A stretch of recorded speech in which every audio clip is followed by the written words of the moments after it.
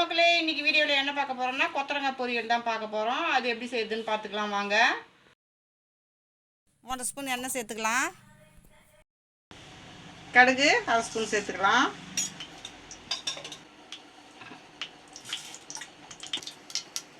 கடுகு நல்லா பொரிஞ்சிச்சு. 1 ஸ்பூன் கடலைப்பருப்பு சேர்த்துக்கலாம். இதை நல்லா வறுத்துக்கலாம்.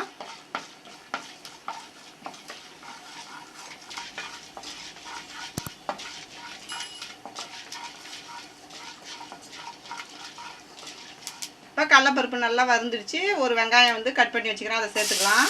இதையும் சேர்த்து நல்லா வதக்கிக்கலாம்.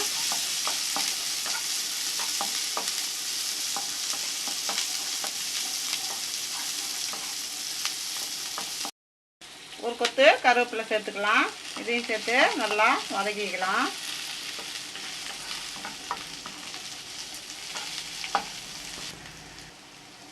கிராம் கொத்தரங்காய் கட் பண்ணி வச்சிருக்கிறேன், இதில் சேர்த்துக்கலாம்.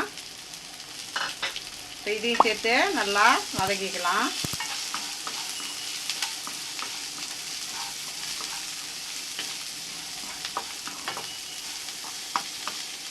காய் நல்லா வதங்கிடுச்சு. 1/4 டீஸ்பூன் மஞ்சள்தூள் சேர்த்துக்கலாம். 1 ஸ்பூன் குழம்பு மிளகாத்தூள் சேர்த்துக்கலாம். காய்க்கு தேவையான உப்பு 1/2 ஸ்பூன் சேர்த்துக்கலாம். எல்லாத்தையும் நல்லா கிளறி விட்டுருங்க.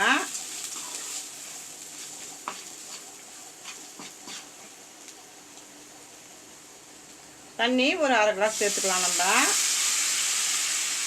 எல்லாத்தையும் கிளறி விட்டு மூடி வச்சிடலாம். வெந்திருக்கும், எடுத்து பார்த்துக்கலாம். நம்ம இப்போ தண்ணிலாம் இருத்துருச்சு. நல்லா காயும் நல்லா வெந்துடுச்சு. இப்போ நம்ம 1/2 மூடி தேங்காய் துருவி வச்சுக்கிறோம், இதில் சேர்த்துக்கலாம். இதை போட்டு நல்லா கிளறிக்கலாம்.